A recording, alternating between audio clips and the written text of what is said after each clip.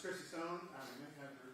Hope I don't have your title wrong, because I know you have many, but drug court guru is what I'm going to say. Drug court coordinator plays a lot of roles behind the scenes that many people don't know, but it's very integral in pointing people in the right direction and getting them connected with services and resources that they desperately need. So thank you for being here.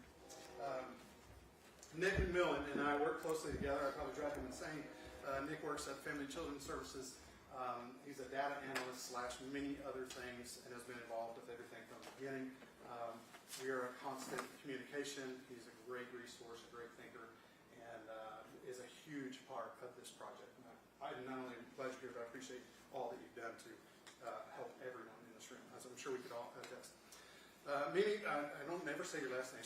Tarash. I just call you Mimi. I have a Mimi in my house. The Chief Operating Director at Family and Children's Services, also involved from the beginning. And as I've learned, Family and Children's Services has a plethora of ways that they are helping people in communities, services they go on. We could talk about them for hours and not cover everything. And then you want to introduce your... And Chantel, who you will hear about a little bit later. And I want to introduce our Employment and Education Director, Lonnie Burns, who you will also hear from later. Absolutely. And Lonnie and I have worked together on several occasions as well. Also incredible what she does. So those are some of our key players, and they represent many other people. And then in a little while, when we move downstairs and go outside, you'll see even more. And that's one of the takeaways I want you to get from this time together, is that this involves a lot of people, a lot of directions, a lot of expertise, a lot of people that really, really care about tackling this opioid crisis. So let me move on and share a few things. I'm going to highlight an overview of what this program is doing in general. I'm not going to overwhelm you with stats, but we will have to have the obligatory one slide with some stats on it. We know the opioid crisis is a crisis. We know it's affecting all of Oklahoma, all the United States. And in Rogers County, it's no exception. It's one of the higher areas. You can see this is a snapshot of all age groups. And in the years 2019 to 2023, we've had 84 deaths. And then if we look at non-fatal, that number is high. You can see for our population of roughly 100, I think it's about 102,600 and something projected for the end of this year, and it keeps growing. That our rates, yes, they've gone down a little bit, but they still are alarming. And so what does that mean? Well, that means specifically that we have twice a high rate for men, and that age group that it hits really hard is that 35 to 45-year-old male. And so one of the things we're looking at with that is making sure that we have services that reach that population, and so on and so forth. So it's an issue. So if we look a little bit closer, we look, okay, where do these things actually happen? I can't show you the map of it, but I do have a map of every overdose incident. Thank you to the police department and the sheriff's office to provide the data, and we can look and see what are the patterns, where are the hot spots, what's going on. And what we come away with is there are no hot spots. There are no patterns other than what you see here. It happens in residential areas. What residential areas? There must be commonality of those areas. There are not. It's almost like if you were in a helicopter, I'm in the Army, so we talk about helicopters, but maybe an F-15, right? And you dropped out the marbles and then they landed somewhere in the county. That's what it looks like. And so we don't know exactly how to tackle that yet, but we're working in that direction, realizing that it's not an easy, quick fix. This is something that we've got to strategically look at. And of course, it makes sense that gas stations and other areas where there are a lot of people in and out, that some overdoses happen there or incidents. So these are some of the issues that we're looking at and currently trying to tackle. I hope this slide's overwhelming to you. I don't expect you to understand it, read it, or whatever, but this is kind of my look at my brain and how I see this project. Each circle represents a starting point, and from that circle represents many people that are involved. Some at organizational level, some down to that top left circle. That's 13,500 students that we need to provide prevention services for. And you get the picture. There's a lot. This goes in many directions. At the center of that, we have our advisory team. Most are here this morning. And it's not just a group of people sitting in a boardroom making some decisions. These are people that are involved in many different areas. These are people that have kids in their school system, that have relatives that have been touched by this crisis, that are involved with services in other areas. And so you can kind of see how that goes.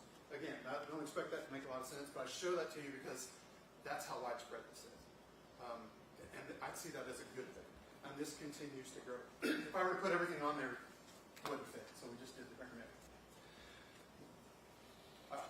refer back to the founding fathers of this project, I wanted to ask you guys one quick question. You gotta be short. Hey. You guys started this. Looking back at where this has come up until this point, what's something that sticks out to you? Ron, you want to do it? Yeah. First off, Carol, thank you for taking time to just come and listen and see the talent that's around the room. That to me is critical. But to be in the schools, I mean, that was kind of the heart from the beginning, is how do we break the cycle? And it starts with the youth. We know we got an issue with adults, but how do you break the cycle? It's with the youth. And so to see the effort of getting into the schools, the incredible amount of talent with the groups, Rogers County Youth Services and Key Choices, and then it will grow from there. I mean, but that to me is, I'm just incredibly satisfied just to see how much movement that there's already been in Rogers County schools.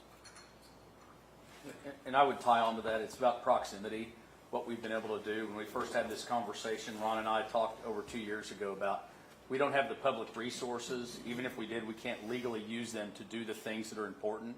So that intervention and prevention at a youth base, and it's always been on our hearts that there is more to it. There is some sort of level of Christ-centered focus that we wanted to put on it, but we can't do that in our government roles. And this allowed us to partner with people in the community and get people that have dealt with these issues and are housing these folks and treating these folks. But it really is about getting to those children across this county that have been exposed to all this before they have interaction with a uniformed police officer.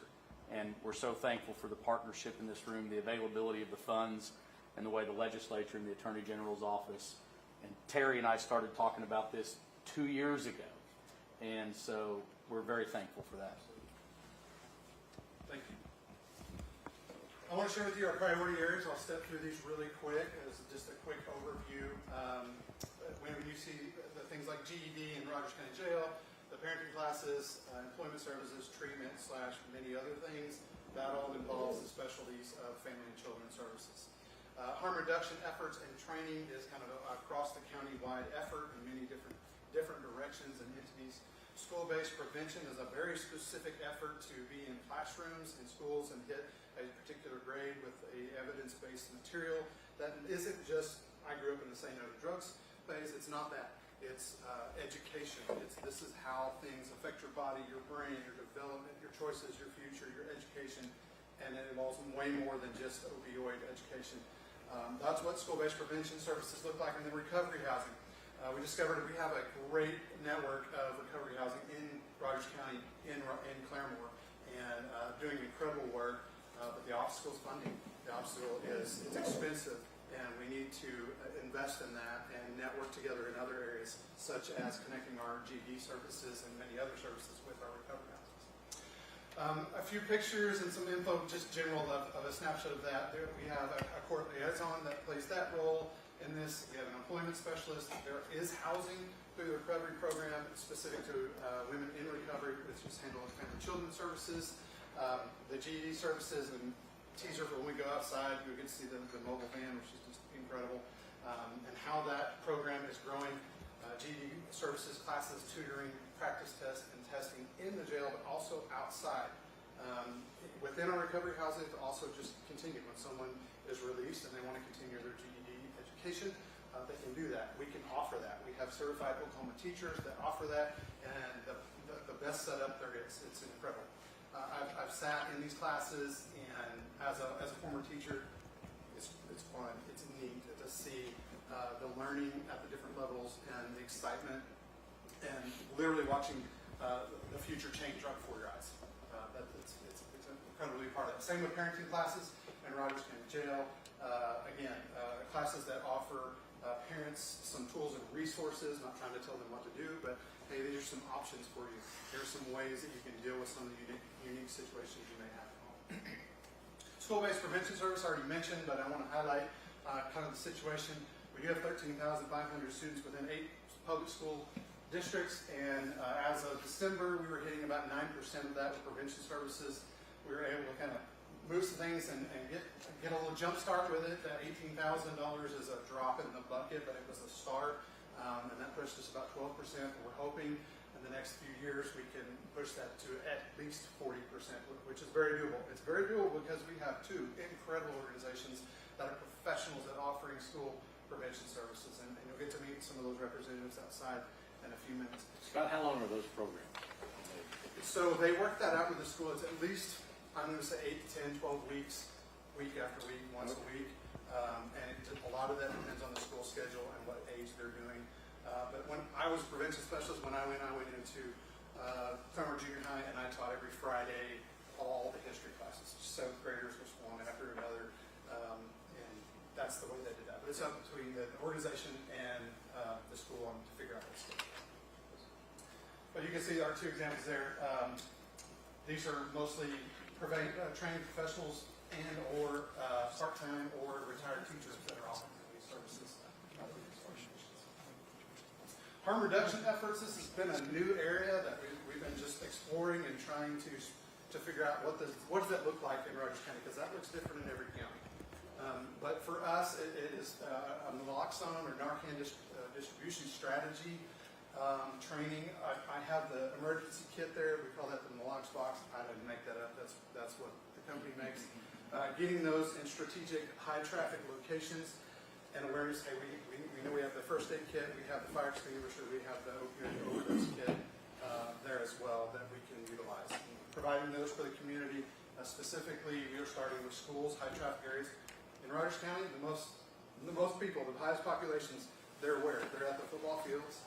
Right? They're in the gyms, they're at the schools, they're in those areas, and so we're focusing on first.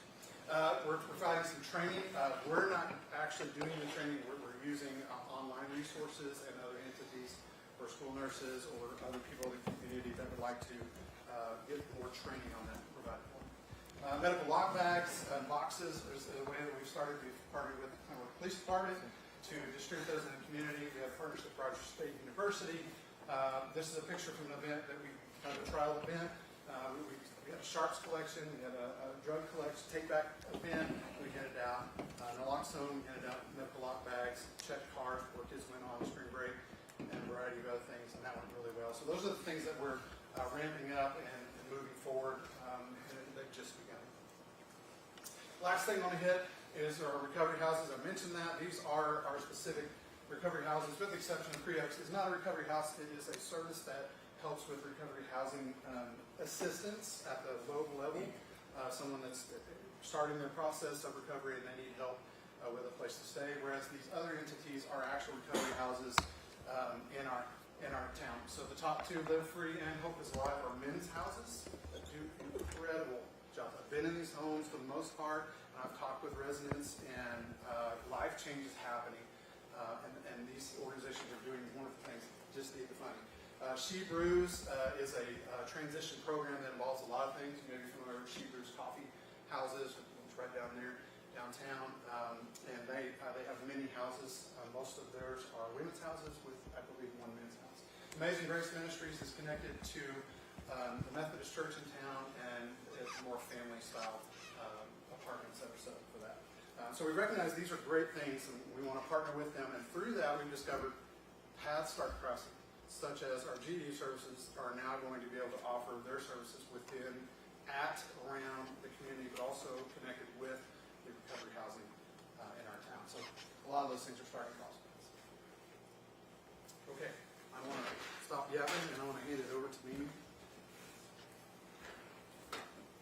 Actually, Terry, you're the one that picks on us way more than we pick on you. Just a little clarification. Pay him well. I pick on you. I'd like to really start by saying that our partnership through Family and Children's Services Organization started actually even before this particular opportunity. Are you representing Judge Pazzo today? I am not. I'm representing the City of Claremore. I think Chrissy gets that opportunity. Chrissy gets that opportunity. I want to start by saying we have partnered with this community for several years, and nothing has really demonstrated more collaboration and partnership than what we have actually demonstrated here. I do want you to know that we've had the horrible reputation of being number one in female incarceration for it was about 3 decades. You gotta be topped into something, maybe. Come on. Huh? We have to be topped into something. Yeah, we have to be talking about something. However, we are no longer number one. Tulsa County has really decreased their incarceration rates for women by about 72%. But we knew that we couldn't effectuate the state's rate if we don't start working with our contiguous counties and then emerge in Oklahoma City, and we hope someday to really create these opportunities, because children belong to parents, and we want to make sure that parents are well, both women and men, so that children can really have a different trajectory in their life, which is really very promising. It was really Judge Pazzo and Chrissy that really created the opportunity for women who needed more intensive care, maybe due to their addiction, maybe due to their charges, maybe due to the trauma they had experienced or domestic violence they had experienced in their life. So it was really Judge Pazzo and Chrissy that really created pathways for us to really start enhancing the partnership between us and Rogers County to do incredible work. Just this past year, we have served 17 women, 5 recently graduated. You'll hear from Chantel in a minute.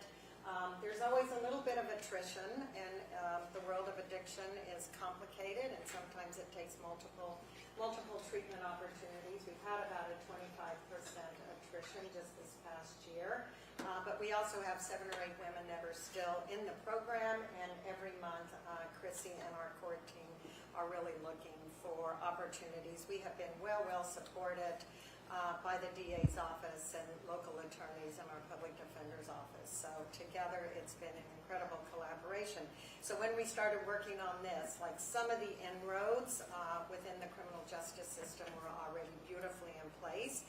And we want to build stronger families, stronger communities, and oftentimes that means addressing the addiction. And so we're fortunate that with CREOs we can really provide evidence-based practices through all of the work that we are doing. So we know that many times the work starts within a jail, and it's really thanks to Lieutenant, what's his name, Massengale, and Knight, who have really created, along with you, Chris, who have really created inroads into the jail. It's not perfect. The jail has a lot of restrictions. The jail also has very limited space, and so the work that we are doing with parenting classes, it's not yet visitation, but we're doing video visitation with children. We understand the separation of parents and children, both for men and women, is devastating. So this is a start. We've impacted the lives of about 170 children to this past year, working with 70 women in our classes and about 40 men at this time, and they're again, we would be able to serve more if there was space to do more, but this is not about fundraising for space for the jail. Let me just clarify that right there. GED, you want to just mention a little bit about what's going on in the GED world while we have you? So I think one of the most important things that we know, what the research really tells us, is that we can't have a single-pronged approach. So really in these conversations, whenever we were hearing the passion of the county around serving our youth, and I love that proximity word that you used as well, we know exactly how critical that is. But if the youth are going home to an environment that is unhealthy, what the teachers come back telling us is, I can't go home with them. There's only so much I can do. So if we combine expertise, and that's what collaboration is all about, we allow for pathways and cycles to break within that familial cycle of addiction and incarceration. So one of the things we wanted to do using that research is the first data point that it tells us in reducing recidivism is living wage employment. Number 2 is increases in education. So if we can use the expertise that our team has in those 2 areas to work on providing pathways out of addiction and out of incarceration, then we can truly impact an entire family unit. So using proximity, we don't want someone to have to figure out, how do I get to those services?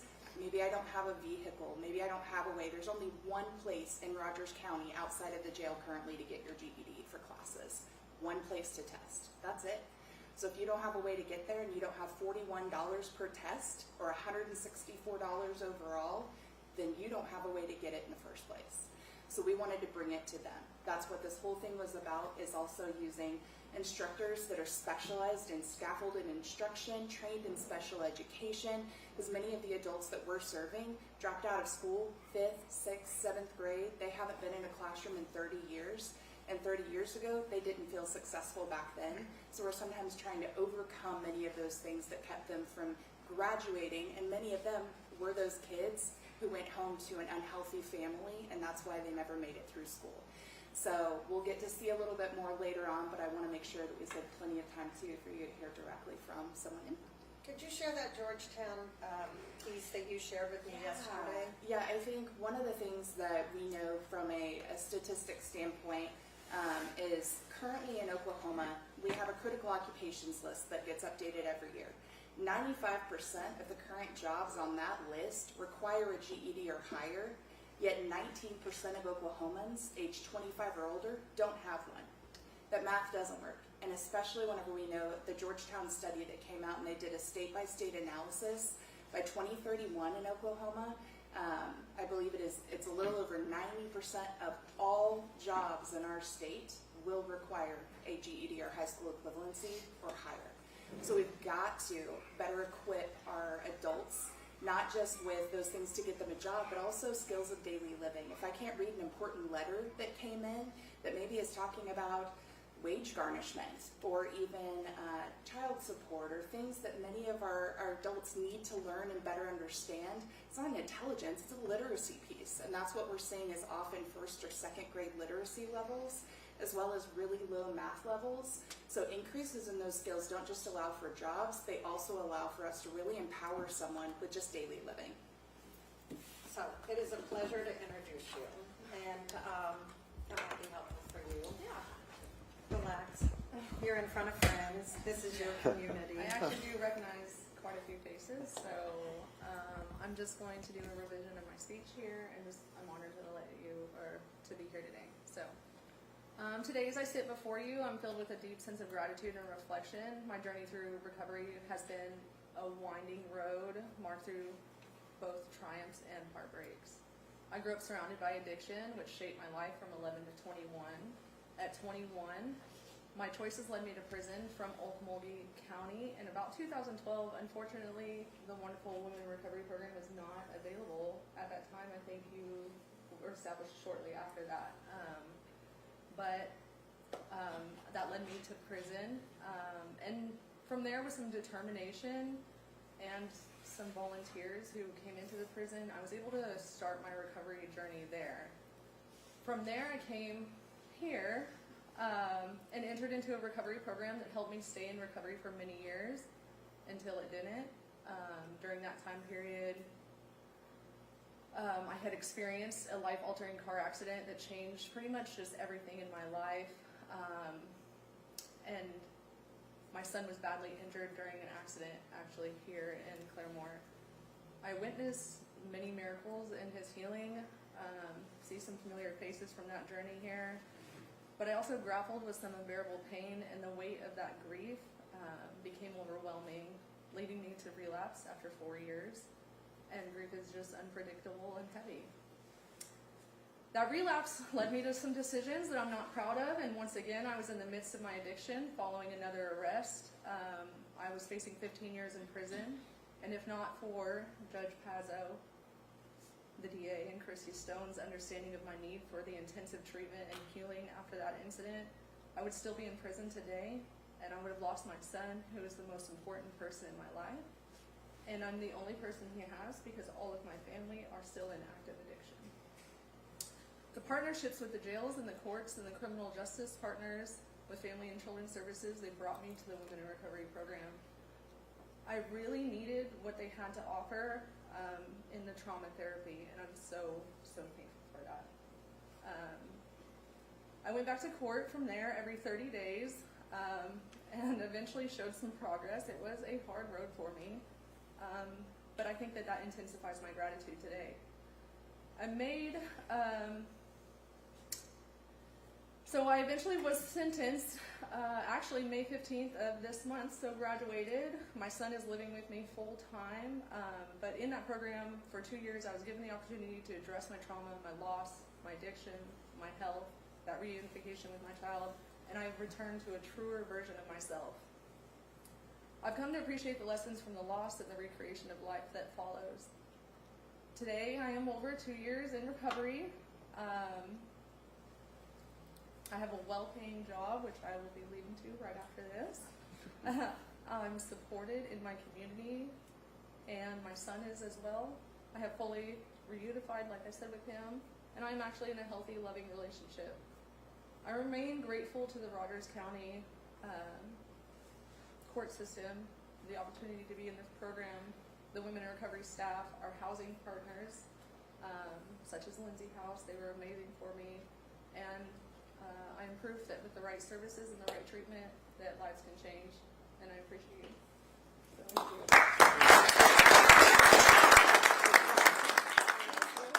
No, I think impacting children, thank you, Chantel. I think impacting children, impacting parents, impacting families is really what builds stronger communities, and that is collectively what we are doing together. This would not be possible without really funding from the AG's opioid funding process that we have gone through and are going through again, and we're really grateful for this opportunity, and I think it has nothing more than the possibility for continued growth from here. And I hope that we will be a model program, as I've mentioned to several of you. I think what the county is doing, the collective impact that we are seeing from partners is really probably extraordinarily unique. So, thank you. You're welcome. Our time is short for this portion. I'm going to turn it over to Diana Dixon for a few questions from the media, I believe, and then we will, in just a few minutes, we'll transition outside to the GD and let you look at that and also introduce you to some more of our partnerships. Okay, so what we'll do for media, if you want to move your cameras up to the front, and our guests, you can stand up there so the backdrop will be the screen, and then they will get questions.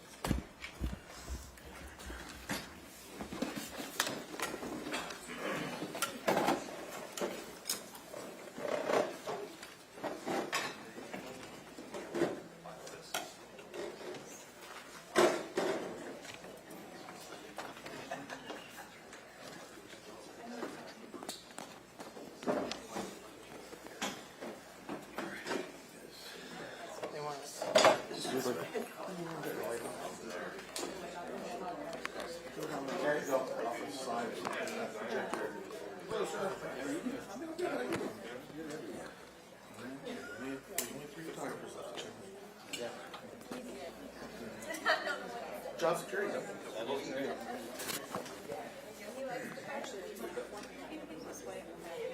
Yeah, that's what we'll do.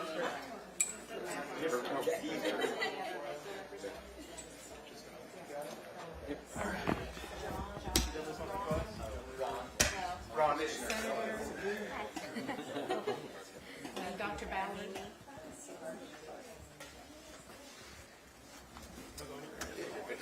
Excuse me.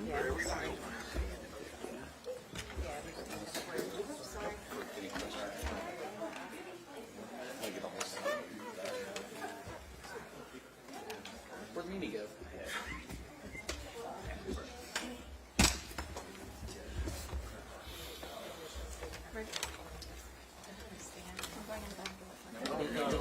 You gotta be right here, sitting behind them. Okay. Yeah, but we're gonna Stand come behind. this way a little bit. We'll probably just turn that off because I don't want a map on your face. Scott? All over me.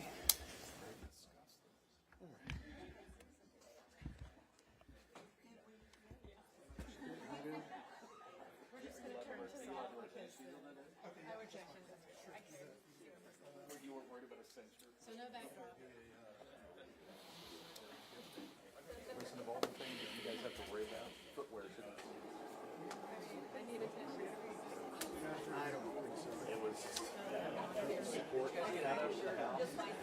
Hey, Matt. I think we kind of like right at the same time. Too many things in my pocket. Huh? Sorry. There was a flip from the wrong direction.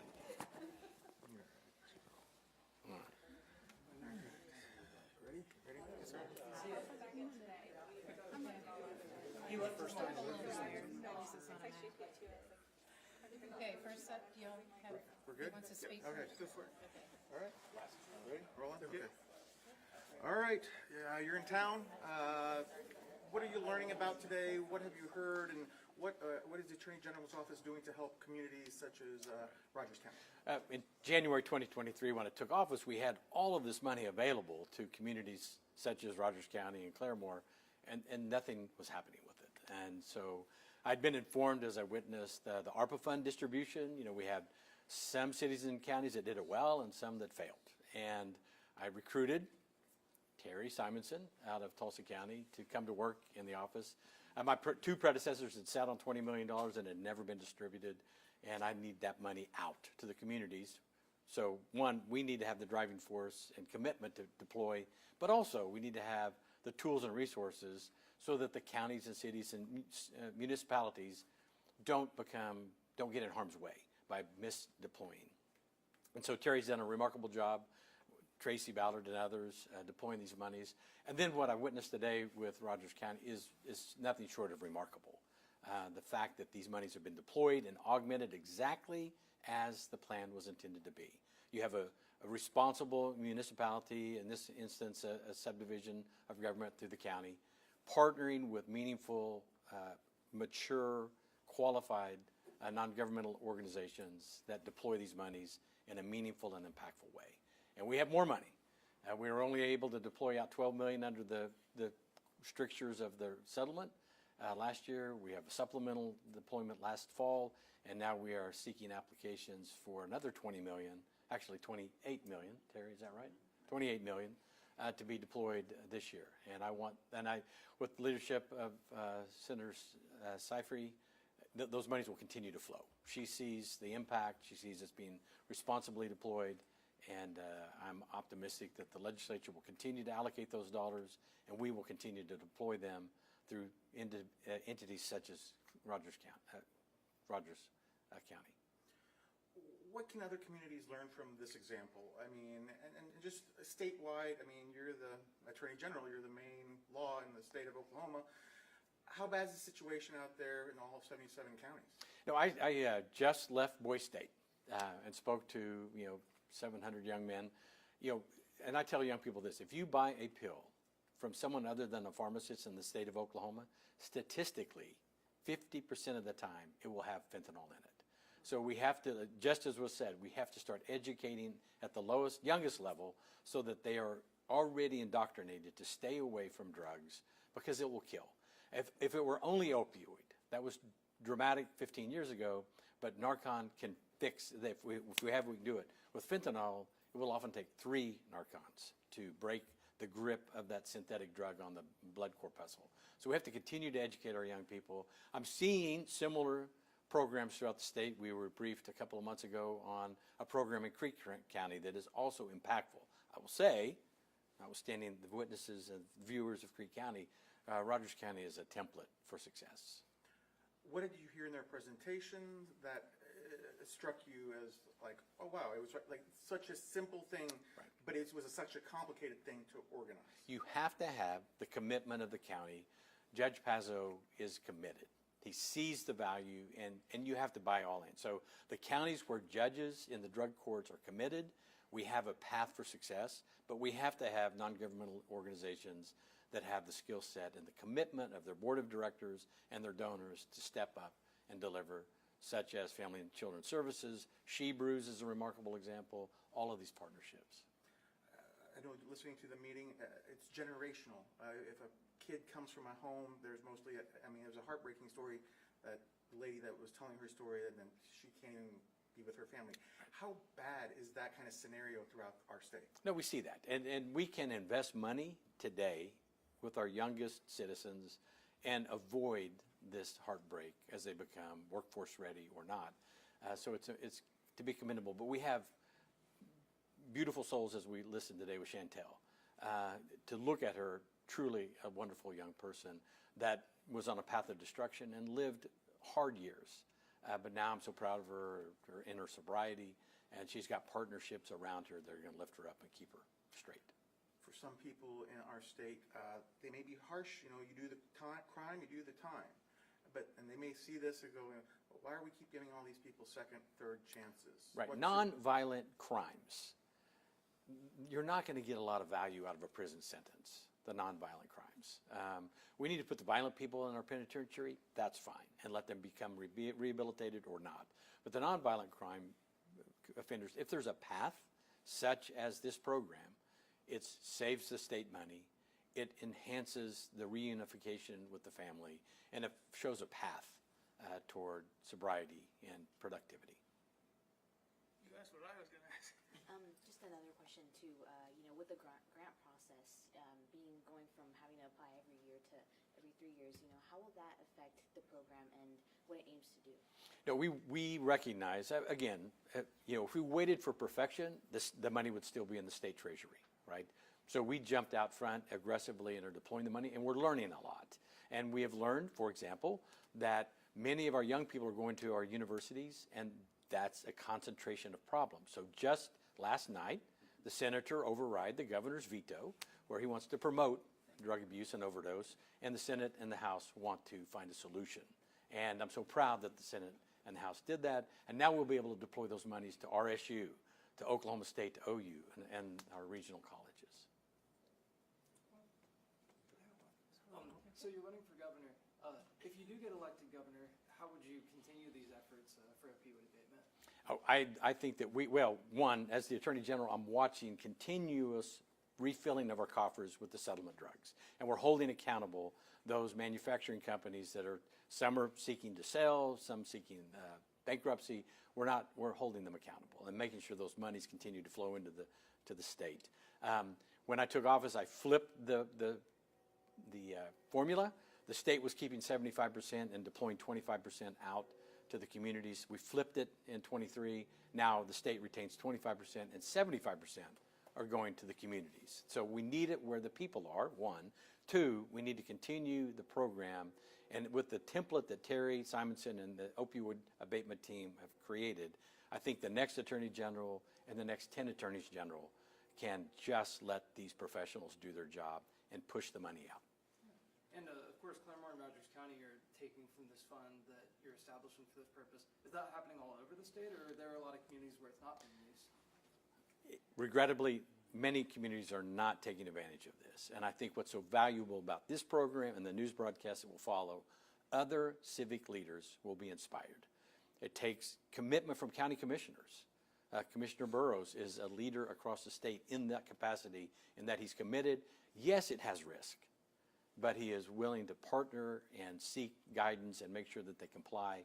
And I want to encourage other county commissioners and other governmental subdivisions to do the same and partner. I can promise you Commissioner Burrows would work with any commissioner across the state to make sure that's deployed appropriately. That's all for me. Thank you. We're good. And while we're still here, let's get a picture real quick.